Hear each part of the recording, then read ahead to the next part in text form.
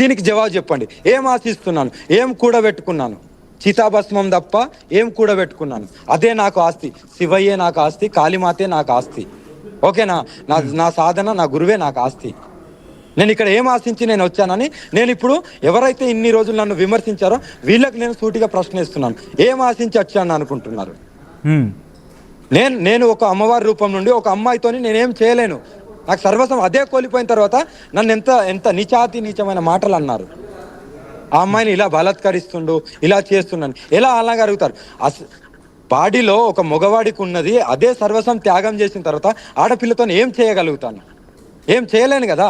సర్వస్వం కామమే వద్దనుకున్నప్పుడు, అదే అంగమే వద్దనుకున్నప్పుడు, అమ్మవారి రూపం దాల్చుకున్నప్పుడు ఏం చేయగలుగుతాను? ఆమెను ప్రొటెక్షన్ చేసిన, ఆ దుర్మార్గుడి నుండి వాళ్ళ ఫ్యామిలీని కాపాడదాం అనుకున్నా. ఆ ఆడబిడ్డకు అర్థమై నన్ను నమ్మి నా దగ్గరికి వచ్చింది.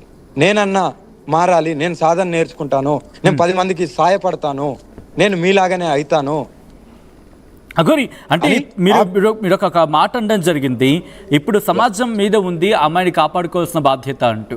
బట్ ఆ అమ్మాయి మిమ్మల్ని నమ్మి వచ్చింది, ఆ తర్వాత మళ్ళీ వాళ్ళ కుటుంబం వచ్చిన నేపథ్యంలో తను వెళ్లాల్సి వచ్చింది, తను పంపించాలని మీరు చెప్తున్నారు. కాబట్టి మిమ్మల్ని నమ్మిన అమ్మాయి మీ దగ్గరకు వచ్చి మీ ప్రొడక్షన్ కోరుకుంది, ఆ మాట వినిపిస్తున్న తరుణంలో మీరు వెళ్ళి మంగళగిరి పోలీసున్న మళ్ళీ కాంటాక్ట్ చేసే ప్రయత్నమా, లేకపోతే పోలీసును ఆశ్రయించే అవకాశం కనిపిస్తోందా వచ్చిన విషయంలో? నానా నేనేం చెప్తున్నాను, ఆ తల్లికి, ఆ బిడ్డకు 100% ఆ విష్ణు నుండి ఆపద ఉంది. కొన్ని రోజులకు ఆ కుటుంబం మొత్తము చితలా అయిపోతుంది. అలాంటి సిచ్యువేషన్లు ఉన్నారు. వాళ్ళు చెప్పుకోలేకపోతున్నారు. వీడు ఆడిచ్చినట్టు వాళ్ళు ఆడుతున్నారు. ఎందుకంటే వాళ్ళకు ఉండడానికి ఇల్లు లేదు, తినడానికి బయటికి వస్తే తిండి లేదు. వాళ్ళు ఇంట్లో ఉన్నారనే వాళ్ళు మ్యానిపులేట్ ఏది చేస్తే అది చేస్తున్నారు. ఇప్పటికైనా ఎవరన్నా సాయం చేసేవాళ్ళు ఉంటే వాళ్ళకి ఏదో ఇల్లు ఇప్పియడమో ఏదో ఇప్పడం, వాళ్ళ కిరాయి ఇంట్లోనో ఎక్కడో ఇల్లు ఇప్పించి వాళ్ళ కుటుంబాన్ని కాపాడండి. వాడి బారి నుండి, ఆ దుర్మార్గుడ బారి నుండి కాపాడండి. ఆ మంగళగిరిలో వాడి గురించి ఎవరు అడిగినా చెప్తారు. మీడియా పోకుండా వేరేటోళ్ళు వెళ్ళి అడగండి, ఆ దుర్మార్గుడి గురించి చెప్తారు. మీరు అంటున్నారు అంటే కాలేజ్ అనే పేరుతోని ఆ పిల్లని ఎక్కడికెక్కడికో తిప్పుతాడు. ఎందుకు తిప్పాల్సిన అవసరం ఏముంది? చదువుకునే పిల్ల ఏం ఆశించి తిరుగుతుండు? ఆడపిల్ల మీద ఏం ఆశించి తిరుగుతుండు? ఎందుకు అంత ఆ బిడ్డకు ఆ బిడ్డ వెనకాల అంత పడాల్సిన అవసరం ఏముంది? ఒక కుటుంబం కాదు, ఒక సొంత అన్న కాదు, ఒక బంధువు కాదు, కానీ ఆ ఆడపిల్ల గురించే అంత తాపత్ర పడాల్సిన అవసరం ఏముంది?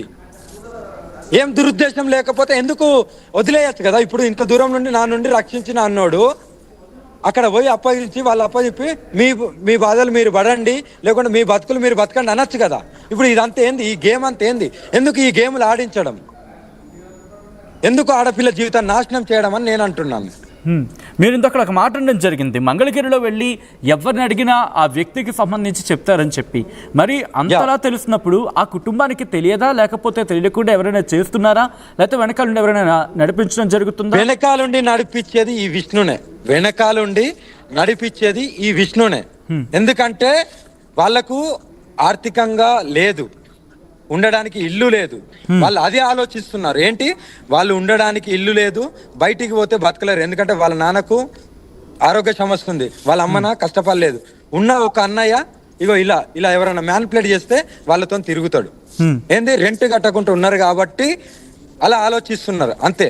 అందుకే ఈ పిల్ల బయటకు వచ్చి నేనన్నా సాధన నేర్చుకొని ఏదో ఒకటి నా తరపున నేను ఇలాగనైనా నా జీవితం అన్న బాగుపడుతుంది, నేను చదువుకుంటూనే బాగుపడతాను అమ్మ అంటే, అమ్మ నువ్వు చదువుకుంటూ బాగుపడతాను, నీ చదువు నేను ఎక్కడ ఆపను, ఎంత అమ్మ ఫీజులు కట్టినావా అని నేనే అడిగాను. కట్టలేదమ్మా అంటే నేను పోయి స్వయంగా నేను కట్టించాను ఫీజు. ఫస్ట్ పోయి ఫీజు కట్టు, నీ ఎగ్జామ్స్ రాయి, నువ్వు సాధన చెయ్యి, ఎగ్జామ్స్ రాయి అని చెప్పాను. మీరు ఒక మాట అనడం జరిగింది, అంటే తనకి ఎగ్జామ్ ఫీజు మీరు కట్టారు అంటే అంత ఉదార స్వభావం కలిగిన మీరు అనే మాట మాట్లాడుకున్న నేపథ్యంలో తను వచ్చేస్తోంది, చదువులు వదిలేసి వచ్చేస్తుంది అనుకున్నప్పుడు తనకి ఏం చెప్పారా, లేకపోతే మీ మాట వినలేదా, లేకపోతే మాట వినాల్సిన పరిస్థితి అక్కడ అంత లేకపోయిందా? ఎక్కడ? గుజరాత్లో ఆ అమ్మాయి నేను ఒకటే నాన్న, నేను ఎప్పుడైతే నా మీద కొందరు మంది ట్రోలింగ్ చేసి ఆడపిల్లని కాపాడాలి అని కొంతమంది ప్రజలు కూడా అనడం జరిగింది, హిందూ సంఘాలు కూడా అనడం జరిగింది అన్నారు కదా, అది మేము ఎవ్రీడే వాచ్ చేస్తున్నాం కదా. నేను అక్కడ ఏమనుకున్నా అంటే, సరే వాళ్ళ సొంతాన్ని వచ్చింది కదా, పంపిస్తాను, వెళ్ళి అక్కడన్నా ఆనందంగా ఉండాలి, ఎక్కడున్నా సరే ఆమె బతుకు ఆనందంగా ఉండాలి, ఆమె జీవితాన్ని అందమైన జీవితంగా ఎంచుకోవాలని వాళ్ళ సొంతాన్న వచ్చింది కాబట్టి నేను పంపించాను. ఓకేనా? నేను అక్కడ నేను పోరాడచ్చు, నేను దాడి చేయొచ్చు. ఎందుకు దాడి చేయలేదంటే, దాడి చేయడం గొప్ప కాదు, అంత శక్తి ఉంది, నేను ఏమైనా చేయగలిగే అంత ఉంది.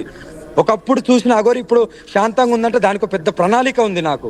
ఇప్పుడు నేను వచ్చే ఫోర్స్తో ఎవరు పోతారు కూడా. ఎందుకంటే నేను ఉజ్జయిన్లో అన్ని పూజలు చేసుకున్నాను, ఇప్పుడు కాశీలో ఇది 3వ రోజు. నేను ఎవరిని ఊరుకునే ప్రసక్తే లేదు. ధర్మం గురించి, ఆడపిల్లల గురించి, గో సంరక్షణ గురించి చాలా ఘోరంగా వస్తున్నాను. నా నుండి ఎవరూ కాపాడలేకపోతారు. అంత పోరాటం చేయబోతున్నాను, చూపిస్తాను. మొన్నటిదాకా అన్నారు కదా, ఇప్పుడు ఎక్కడికి పోయింది ధర్మం అంటే, ఇప్పుడు ధర్మ పోరాటం ఏడికి పోయింది అదే అన్నారు కదా. నా ప్రణాళికలో నేనున్నాను, నా శక్తి పెంచుకోవడానికి నేను వచ్చాను. ఎలాగ